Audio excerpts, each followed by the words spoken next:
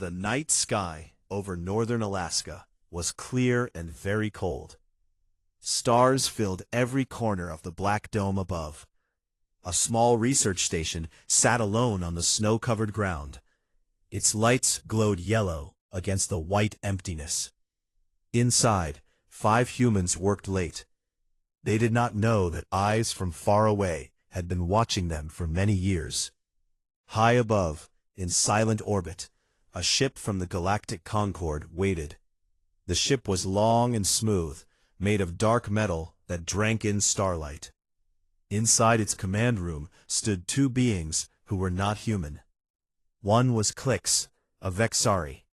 His body looked like a tall insect, with 6 thin legs and a hard shell that shone green under the lights. His large black eyes never blinked. The other was Lyra Ven, a Zorath. She was tall and thin, her skin clear like glass, so you could see the soft blue light moving inside her. Both wore heavy suits that helped them stand in Earth's gravity. Without the suits, they would collapse like broken sticks. For 3 Earth years, the Concorde had studied this world from hiding. They sent tiny probes that floated like dust. The probes listened to radio words, watched moving pictures, counted the number of metal birds that flew, and measured the air and water. The conclusion was always the same. Humans were young. They had not yet left their planet in great numbers. They fought among themselves. They built machines, but the machines were simple compared to the ships of the Concorde. The Council decided it was safe to make contact. A small team would land, speak polite words, and learn more before the rest of the galaxy came closer. The lander came down quietly behind a low hill, 10 kilometers from the station. Snow swirled around its legs as it settled. Clix and Lyra Ven stepped out first. Their suits made deep footprints. 4 other Concorde members followed, 2 more Vexari, and 2 Zorath. They carried gifts in sealed boxes, small crystals that stored knowledge, soft fabrics that never tore, and seeds from peaceful worlds. They walked through the snow toward the station lights. The cold did not bother them much. Their suits kept the temperature perfect, but the gravity pulled hard. Every step felt heavy. Clix felt pain in his leg joints already. Lyra Ven moved slower, her glass-like body trembling a little inside the armor. At the station door they stopped. A camera above the door turned toward them. A voice came through a speaker. "Who is there? This is a private research area." Clix answered in clear English, the language the probe said was most common here. "We come in peace. We are visitors from another world. We wish to speak with your leaders." Silence. Then the door opened. Warm air rushed out. A man stood there in a thick coat. He was not tall, but his shoulders were wide. His hair was short and brown. He looked at them without fear, only surprise. "I'm John Harper," he said, "biologist. Come in before you freeze, though I guess you don't freeze easy." Behind John stood a woman with short black hair and sharp eyes. She wore a blue jacket with many pockets. "Lisa Monroe," she said, "engineer. If you're real aliens, prove it fast. If you're a prank, I'm calling security." The visitors stepped inside. The door closed. The humans stared. The aliens stared back. Clix noticed the room right away. It was small and full of things. Metal shelves held boxes and tools. A table in the middle had papers, screens, and half-eaten food. The air smelled of coffee and machine oil. Everything looked used and strong. John pointed to some chairs. "Sit if you can. Those suits look heavy." Lyra Ven tried to sit. The chair legs bent a little under her suit's weight. She stood again quickly. "Our suits are necessary," she explained. "Your gravity is strong for us. We come from lighter worlds." Lisa crossed her arms. 1G is strong? Most of us complain it's too light." Clixus tilted his head. The word G meant gravity unit. Humans lived in 1 full G every day, and called it light. His own homeworld had only 4/10 of that. Even with the suit, He felt like he carried another body on his back. John walked to a corner and picked up a large metal crate. It was full of rock samples and equipment. The crate weighed more than 200 kilograms. John lifted it with one hand as if it were a box of books. He moved it to the side to make space. "Sorry about the mess," he said. "We just got new gear in yesterday." Clixus stopped moving. His sensors screamed warnings. The force needed to lift that mass so easily was impossible for most species without machines. Vexari workers would need 6 of their kind and a lift frame to move that weight. Yet this human did it alone, with one arm, and did not even change his breathing. Lisa noticed the alien staring. She laughed. "John does that all the time. He's our unofficial forklift." Another human came in from a side door. He was big, with short blonde hair and arms thick from work. "Kevin Brooks," he said. "Security and general help. You folks need anything? Water? Food?" Lee Raven shook her head slowly. "We do not eat as you do, but thank you." Kevin nodded. Lisa tossed him a heavy toolbox from across the room. It flew in a smooth arc. Kevin caught it one-handed without looking away from the visitors. The toolbox made a solid thump against his palm. He set it down gently. Clix recorded every movement. His mind raced. These humans moved heavy objects the way his people moved small tools. They did not strain. They did not shout for help. They simply did it. John pulled up a chair for himself and sat. "So," he said, "you're here to talk. What's the plan? Trade? Alliance? Or just saying hello?" Clix spoke carefully. "We wish to learn. Your world is new to us. We hope for friendship." Lisa smiled a little. "Friendship sounds nice. But we have questions too. How did you find us? Why now?" Lyra Ven answered, "We have watched quietly. Your signals reached far. We decided the time was right." Kevin leaned against the wall. "Watched quietly? Like spies?" "Not spies," Clix said quickly. "Observers. We do not wish harm." John rubbed his chin. "Okay, no harm. That's a start. Want a tour? Our station isn't big, but it's home." The aliens agreed. John led them through narrow halls. He pointed out the lab, the kitchen, the sleeping rooms, the generator shed. At one point, a pipe had frozen and burst. Water had turned to ice on the floor. John grabbed a thick metal bar that had fallen from the ceiling. He bent it back into place with his hands, twisting the steel like it was thick wire. Clix felt cold fear move through his shell. That bar was made to hold weight. Its strength rating was high.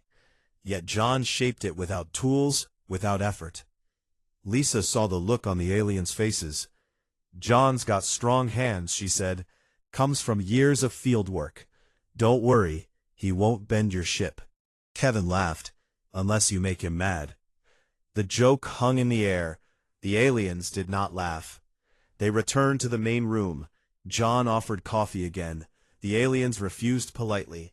Lyra Ven asked questions about human life, food, family, work, dreams. John and Lisa answered openly. Kevin stood near the door, arms crossed, watching everything. After an hour, Clix spoke. "We thank you for your welcome. We will return to our ship now. We hope to speak again soon." John stood. "Anytime. Doors open. Just don't land on our roof next time." The visitors left. Outside, the cold bit harder. They walked back to the lander in silence. Once inside, the door sealed. The suits hissed as pressure changed. Clixine turned to Lyra Ven. "Did you see?" She nodded, her blue light pulsing fast. "They lift what would break us. They bend what would snap our frames. And they do it without thought." Another Vexari, a technician named Zik, spoke softly. "I measured the crate John moved. 218 kilograms. He used one arm." Lyra Ven looked out the window at the small station lights. "They live in gravity that crushes us. Their bodies are built for it. But they act as if it is normal, As if everyone can do these things. ClickSign opened a private channel to the flagship above. "Report to Council," he said.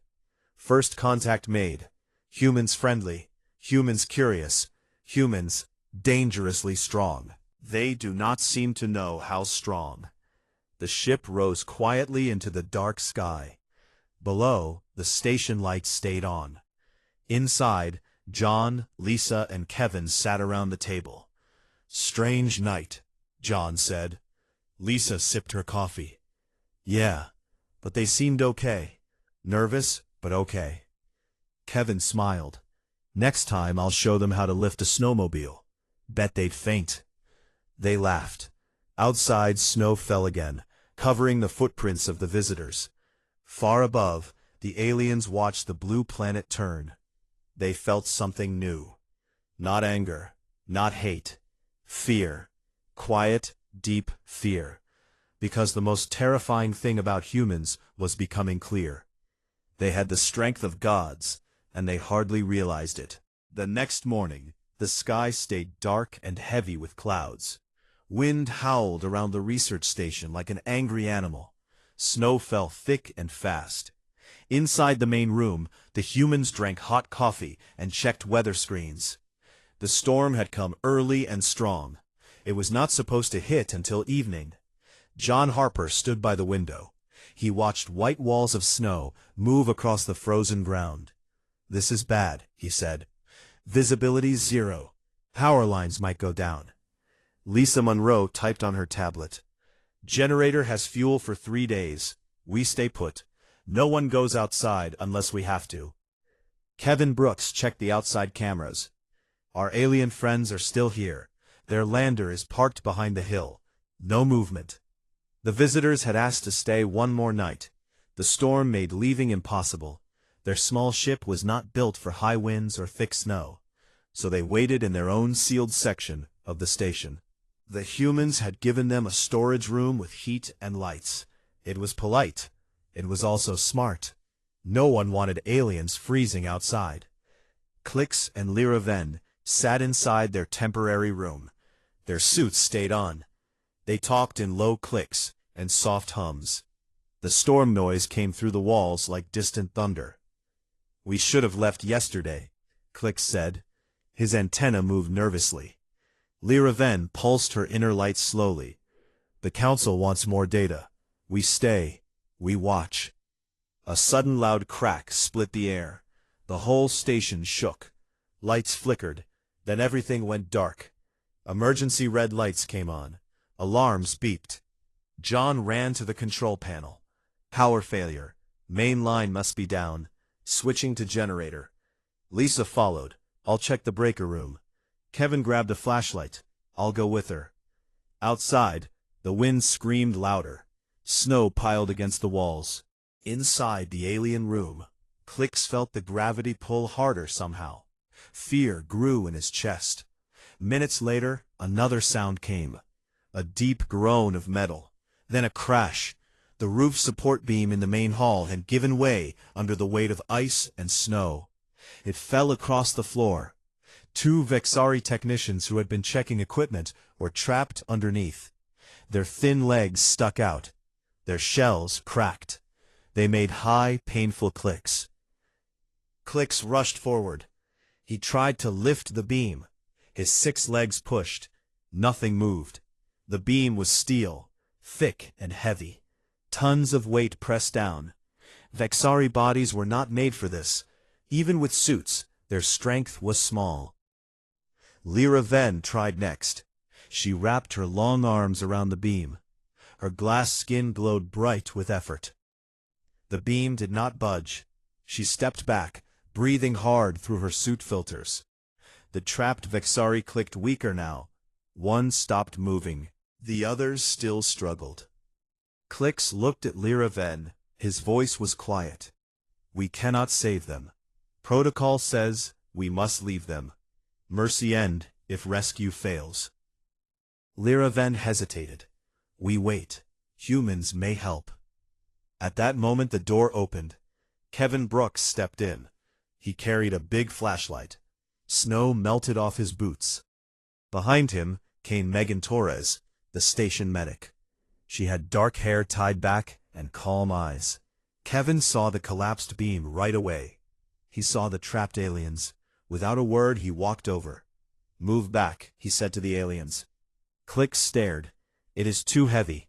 Many tons. You cannot—" Kevin ignored him.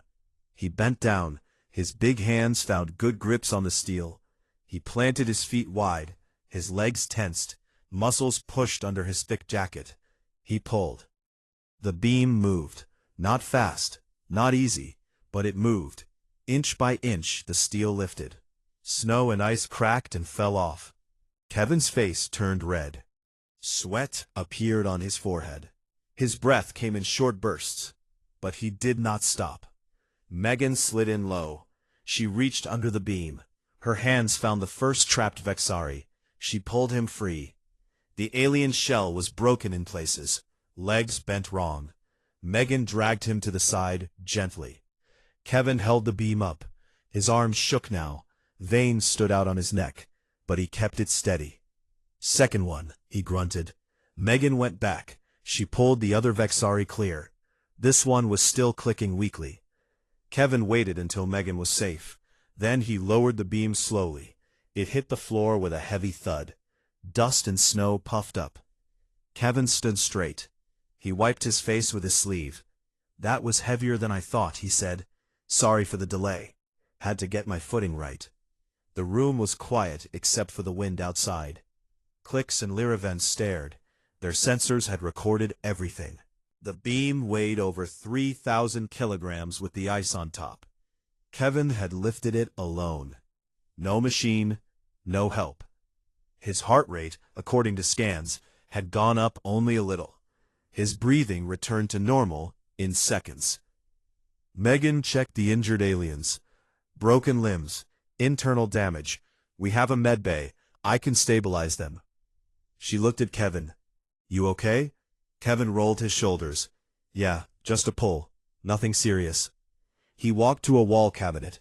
He took out a bottle of water and drank half in one go. Lyraven stepped closer. Her voice was soft. "You lifted that alone." Kevin shrugged. "Had to. Couldn't leave them there." Klix spoke. "Our kind would need a full work team and powerlifters. Even then it would be hard. You did it with your body." Kevin looked surprised. "Really? It's just a beam. We train with heavier stuff sometimes."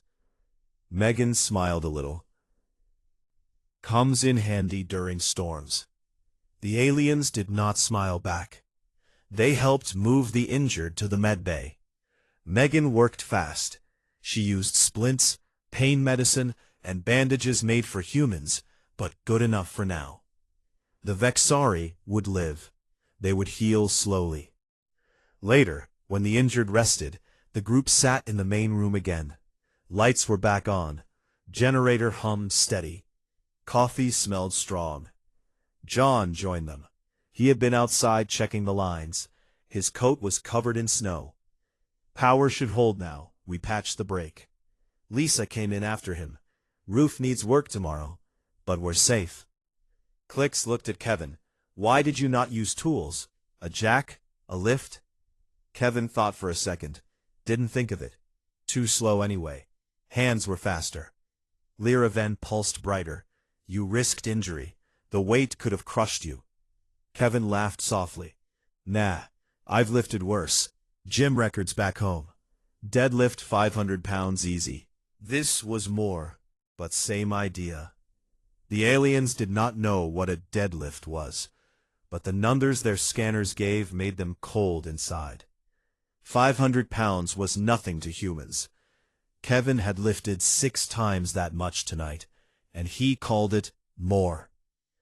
John noticed the aliens quiet. "You okay? You look shocked." Klix answered carefully. "We are not used to such strength. On our worlds, gravity is light. Bodies are light. We use machines for everything heavy." Lisa nodded. "Makes sense. Earth gravity builds tough people. We don't notice it much." Kevin stretched his arms. "Yeah, most days I forget how strong I am. Just feels normal." Lyra then recorded that sentence in her mind. Normal. To them, godlike power was normal. The storm continued outside. Wind rattled the walls. Inside, humans talked about repairs, food, and jokes. Aliens listened. They watched every move.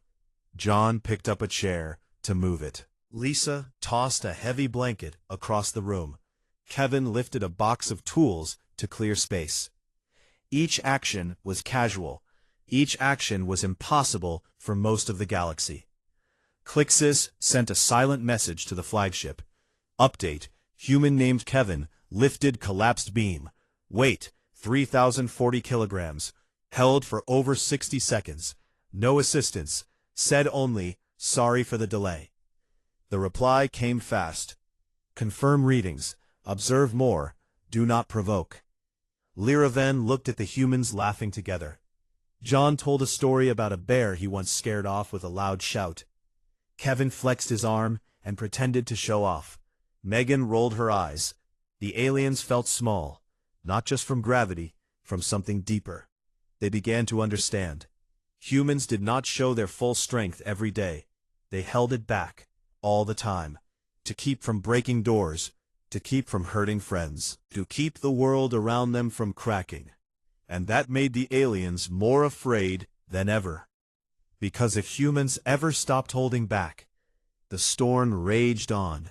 Snow piled higher. Inside, the humans planned for morning. The aliens sat in silence. They watched, they waited, and they feared what they saw in the simple actions of people who hardly realized their own strength. The storm passed during the night. By morning, the sky cleared to a pale blue. Sunlight sparkled on fresh snow.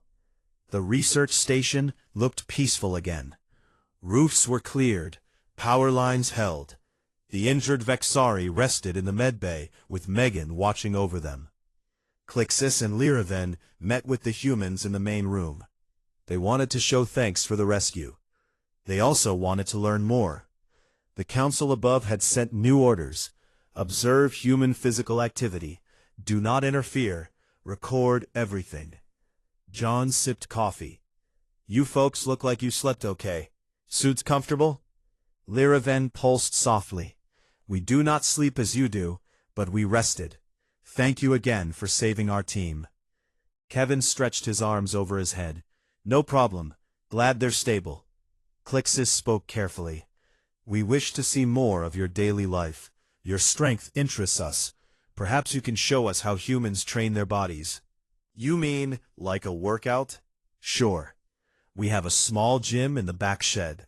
Nothing fancy. Weights, mats, pull-up bar. You can watch if you want. The aliens agreed quickly. They followed the humans to the attached building. It was cold inside, but heaters ran. The floor had thick rubber mats. Metal racks held bars and plates. A heavy bag hung in one corner. A few benches sat along the wall. Kevin opened the door wide. Come in, just stay back. Don't want anyone getting hit by accident. The aliens entered.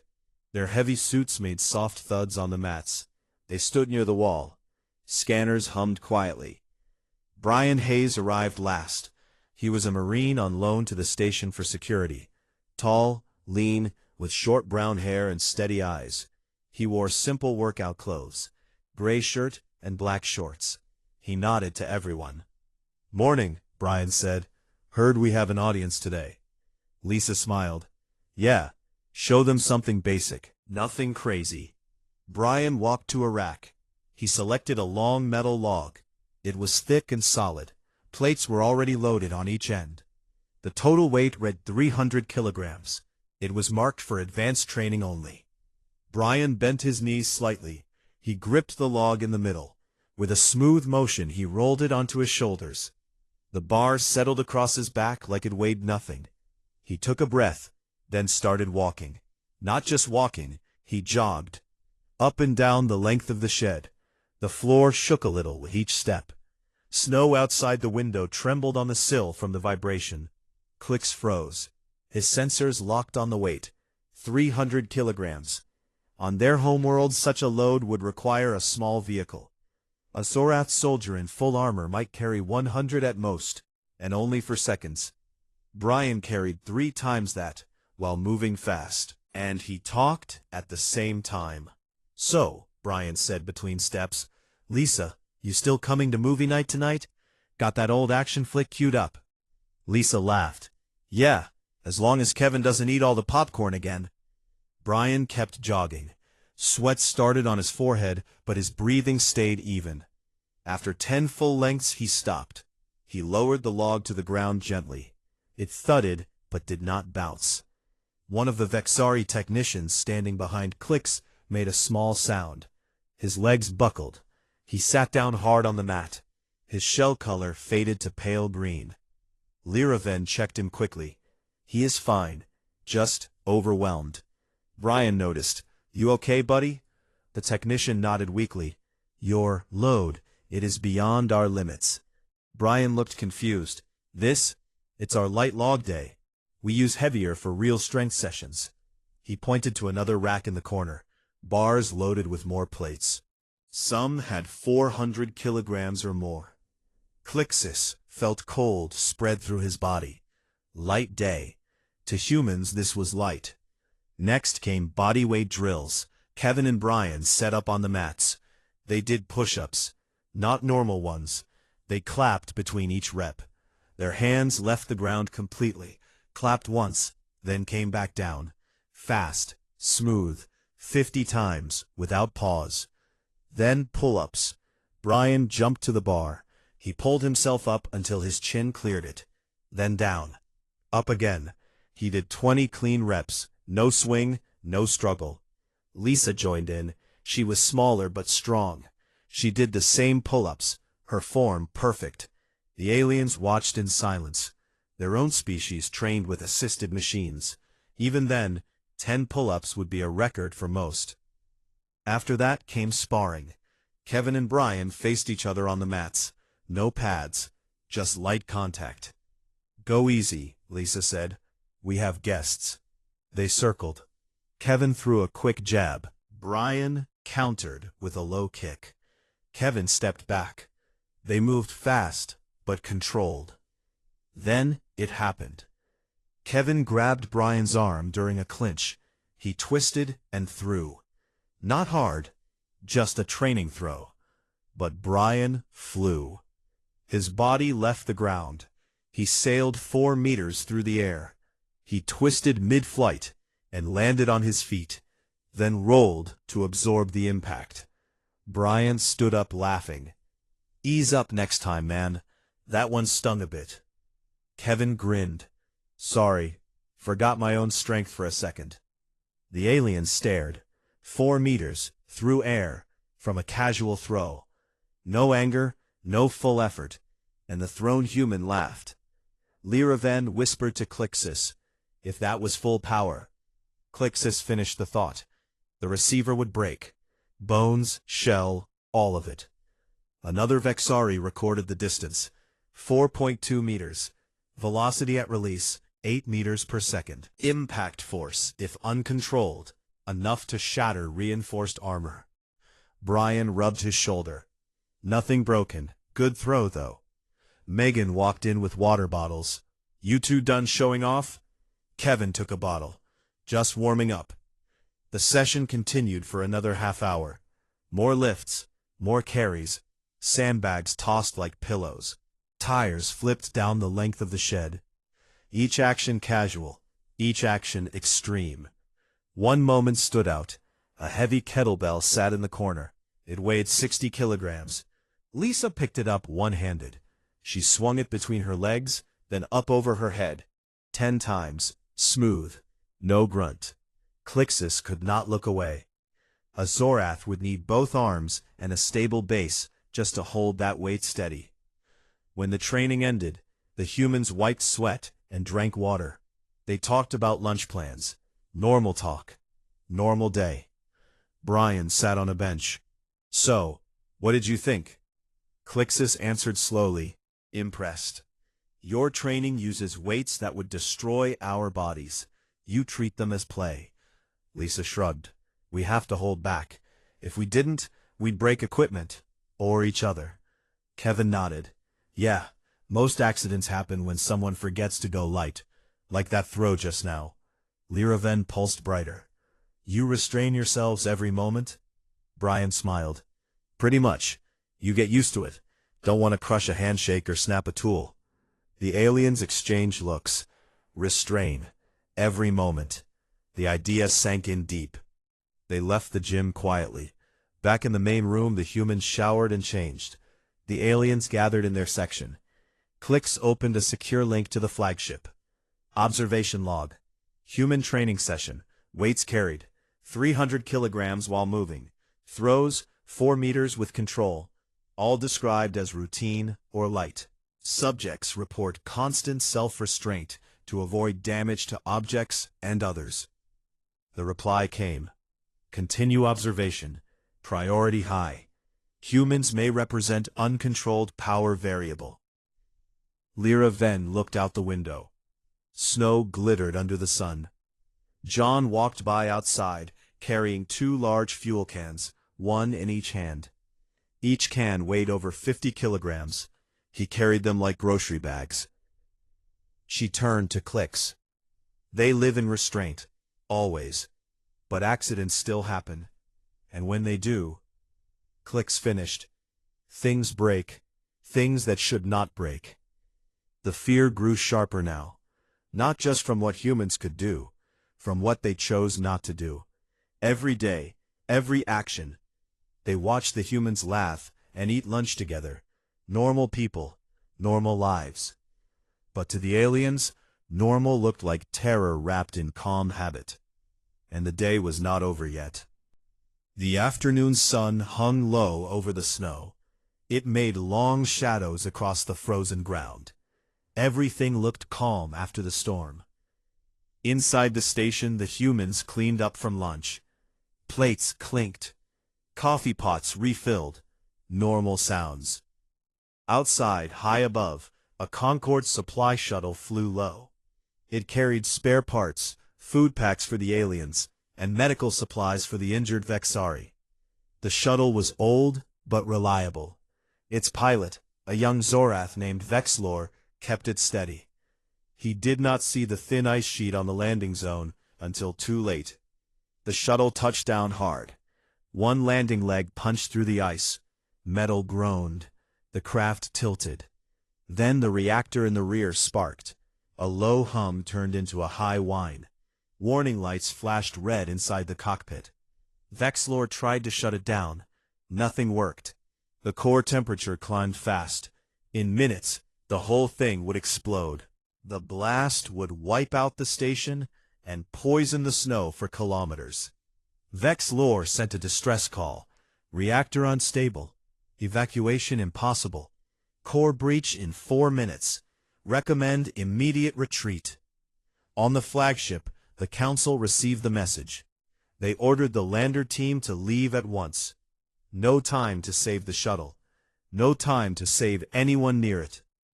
Clicks received the alert in the main room. His antenna shot up. We must go now. The shuttle will detonate. The radiation will kill everything close. Lyraven stood. Our lander can take us. Hurry. The aliens moved toward the door. Their suits clanked. They did not look back. John Harper heard the alarm through the open channel. He ran to the window. He saw the tilted shuttle. Smoke rose from its rear. That's not good, he said. Lisa Monroe grabbed her coat. Reactor meltdown, we can't just run. The blast will take the station with it. Kevin Brooks looked outside. How long? Clicks answered without turning. Less than 4 minutes now. We cannot stop it. Leave. Megan Torres appeared from the medbay. The injured can't move fast. If we run, we leave them. John shook his head. No, we try to fix it. Lyraven turned. Her light pulsed fast. Fix it? The core is critical. Heat will burn flesh in seconds. You have no suits for that. John grabbed a toolbox. We have tools, and time is short. Come or don't. He ran outside. Lisa followed. Kevin and Megan came right after. Brian Hayes grabbed a fire extinguisher and heavy gloves. He joined them. The aliens hesitated. Then Clicks and Lyraven followed at a distance. They watched from behind a snowbank. The shuttle sat crooked. Heat waves rose from the rear hatch. Snow melted in circles around it. John reached the side panel first. He pulled open an access door. Hot air blasted out. He stepped back for a second, then leaned in. "Core valves are jammed," he shouted. "Need to cut through." Lisa handed him an industrial plasma cutter. The tool was heavy, made for machines. John held it steady. He squeezed the trigger. Blue fire cut into the metal hull. Sparks flew. The metal glowed red. His hands did not shake. The cutter handles bent slightly under his grip. He did not notice. Inside the shuttle, Vexlor watched on a cracked screen. He saw humans approach. He clicked in fear. "They come closer. They will die." John cut a hole big enough. Heat poured out like an oven door. He dropped the cutter. It clattered on the ice. He reached in barehanded. His gloves smoked. Skin on his fingers blistered fast. "Valves are locked," he said through gritted teeth. "Need leverage." Kevin climbed up beside him. He grabbed the edges of the hole. Metal edges bent under his fingers like foil. He pulled. The hole widened. More heat rushed out. Megan handed in a long metal bar. "Use this." John took it. He wedged it into the mechanism. He pushed. The bar bent a little. He pushed harder. Muscle stood out on his arms. The valve shifted. Steam hissed. "Almost," he said. Brian went to the rear engine cover. He ripped it open with both hands. Panels tore away like paper. Inside, coolant lines glowed orange. One had burst. Liquid boiled away. "Line's gone," Brian called. "Need to force the backup valve." He reached in. Heat burned his arms through the gloves. Skin turned red fast. He ignored it. His fingers found the valve wheel. It was stuck solid from heat expansion. He gripped hard. Metal creaked. He turned it. The wheel moved, slowly at first, then faster. Coolant rushed through new lines. The whine of the reactor dropped a little. Kevin held the widened hole open. His arms shook from the strain. Heat cooked the air around him. Sweat poured down his face. "John, status." John pushed again on his bar. The main control rod slid into place. A safety lock clicked. The core temperature stopped climbing. It started to fall. "Got it," John said. His voice was rough, stabilized. He pulled back. His hands were raw. Blisters covered his palms. He looked at them like they were minor scratches. "Ouch, that stings." Kevin let go of the hole. The metal sprang back a little. He jumped down. His jacket smoked in places. Brian climbed out last. His forearms looked burned, red and angry. He flexed his fingers. "Still works," he said. Megan ran up with a first aid kit. She sprayed cold foam on their skin. "You idiots. That heat was over 200 degrees. You should be cooked." John smiled weakly. "Felt hotter, but we made it." Lisa stood back, watching. Reactor readings dropping. No breach. They're safe. The aliens watched from their spot. Their scanners recorded every second. Human body temperature rose dangerously. Skin damage registered severe. Yet they kept working. No panic, no screams. Vexlor opened the shuttle door. He stepped out slowly. His suit protected him. He looked at the humans. "You entered the core zone, without protection. Why?" Kevin shrugged. "Couldn't let it blow. Too many people here." John wiped blood from a cut on his hand. "Glad no one got hurt bad." Clicks stepped forward. His voice trembled. "Your flesh burned. Your skin blistered. You felt pain, yet you continued." Brian laughed softly. "Pain happens. You push through. Job's not done till it's done." Lyraven pulsed dim. "Our kind would die in that heat in seconds. We have no tolerance. You endured it, and you say it was nothing." Lisa looked at her. "It wasn't nothing. It hurt like hell, but sitting back wasn't an option." The group walked back to the station. The shuttle reactor hummed low and safe now. Technicians from the lander came out to secure it.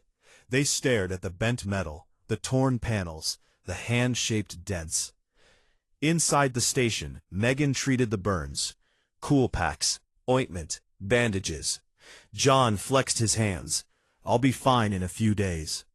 Kevin sat with ice on his shoulders. Next time we bring better gloves. Brian drank water. Or better valves.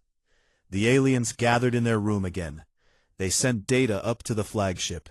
Video of humans ripping metal, entering lethal heat, forcing controls with bare strength and will. Click spoke quietly. They walked into death. They pulled back death.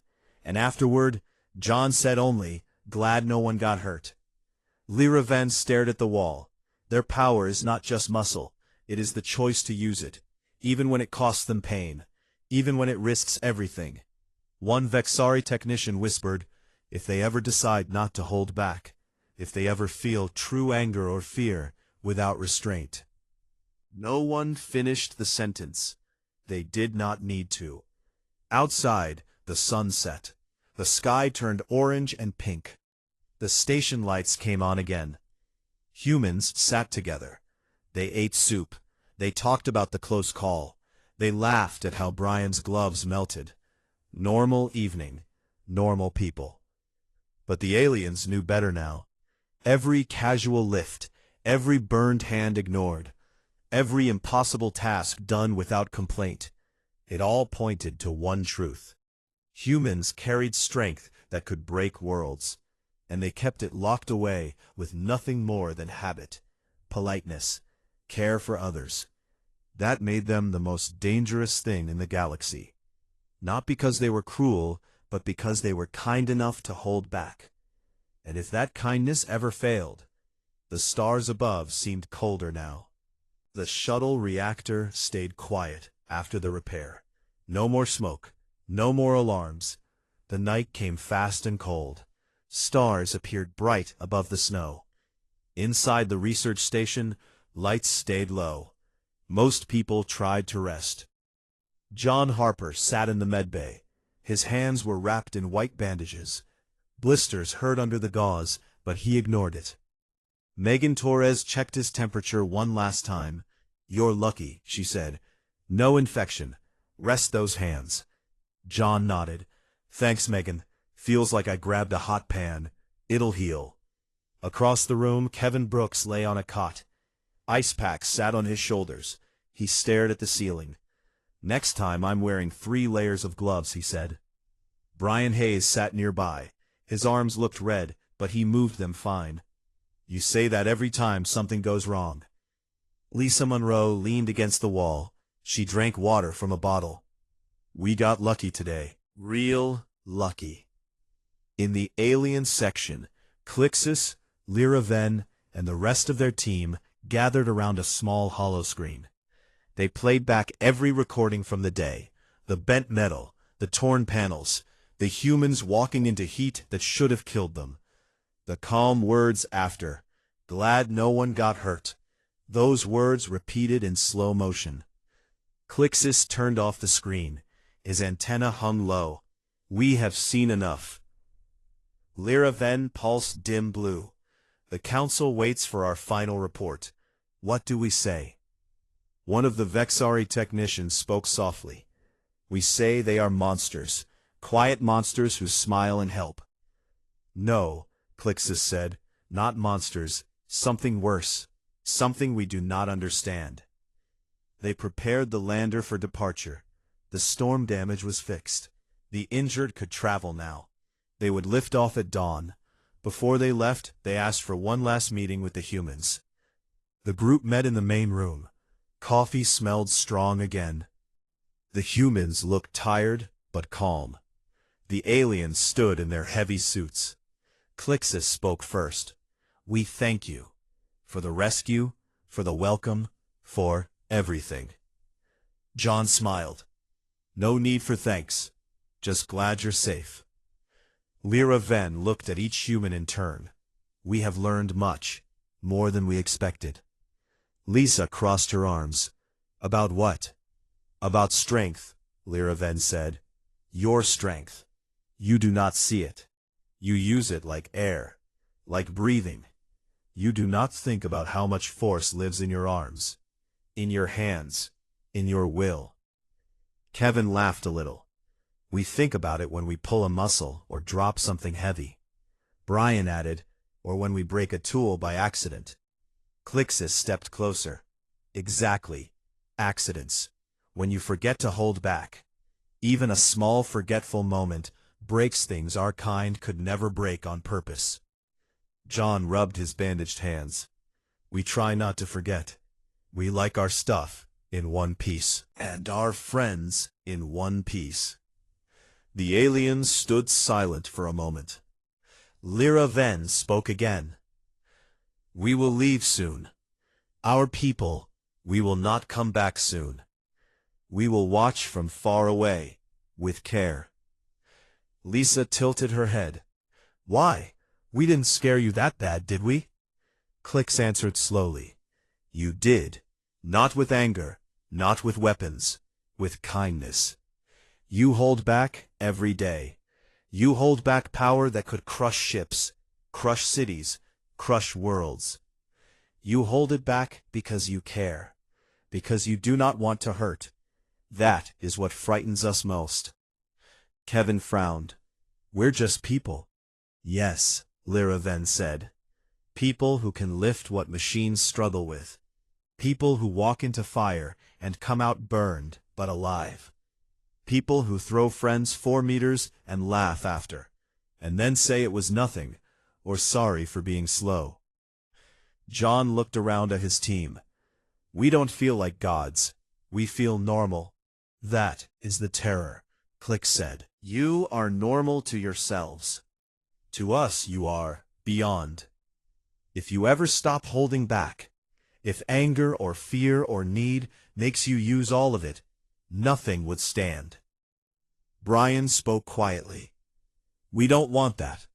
We just want to live, work, help when we can. Lyra then pulsed once, bright then dim. We believe you. That is why we will tell our council to stay away, to never push, to never test. Because if we push too hard, you might stop holding back. The room stayed quiet. Lisa broke the silence. Safe travels. Come back if you ever want to talk again. No explosions next time. Clix made a small clicking sound that might have been a laugh. We will remember that. The aliens left for their lander. The humans watched from the window. The ship rose slow and quiet. It climbed into the dark sky. Soon it was just a small light among the stars, then gone. Inside, the humans sat down again. John poured more coffee. Strange visitors. Kevin stretched. Yeah, they acted like we were made of bombs or something. Lisa smiled. Maybe to them we are. Brian looked out at the snow. They saw us lift stuff, fix stuff, burn ourselves, and they got scared of us being nice. Megan walked in from the med bay. Injured aliens are sleeping, stable. They'll be fine. John raised his mug. To not blowing up today. They all laughed. Soft, tired, normal. Outside, the wind picked up again. Snow swirled. The station lights glowed warm against the cold. Far above on the Concorde flagship, the council gathered. Clix and Lyraven stood before them. Hollow screens showed every moment. The crate lift on day 1, the beam rescue, the training throws, the reactor repair, the burned hands, the calm words. Clix spoke to the silent room. The most terrifying thing about humans is not their weapons, not their ships, not their numbers. It is this. They hardly realize their own strength. They live every day with power that would shatter us. They lift masses that break our machines. They endure heat that cooks our flesh. They throw bodies through air and call it play. And they do all of it while holding back. Always holding back. To keep from breaking doors. To keep from hurting friends. To keep the small things around them safe. Lyra then added, "They apologize when they are slow. They laugh when they hurt. They fix what should kill them. And then they say, 'Glad no one got hurt.'" The council chamber stayed quiet. One elder Zorath finally spoke. "Recommendation?" Clicks answered without pause. "Classify humans as protected anomaly. Extreme caution, no direct contact, no provocation, no tests. Observe only from distance. Never give them reason to stop holding back." The vote was quick, unanimous. Humans were marked in the galactic records, not as threat to fight, not as ally to join, as something else, something to fear quietly, something to leave alone. Because if they ever truly tried, if they ever used what they carried without restraint, the galaxy was thin ice, and humans walked on it every day, casually, kindly, without knowing. Back on Earth, the station went back to normal. John healed, Kevin lifted boxes without thinking, Brian trained, Lisa fixed things, Megan cared for the team. They joked about the aliens sometimes. "Remember when they fainted watching Brian carry the log?" Kevin would say. They laughed. They worked. They lived. Unaware. Above them the stars watched, silent, careful. And somewhere in the dark, a small probe floated. It recorded. It sent data. It never came closer. Because the most terrifying thing about humans was true. They hardly realized their own strength, and the galaxy hoped they never would.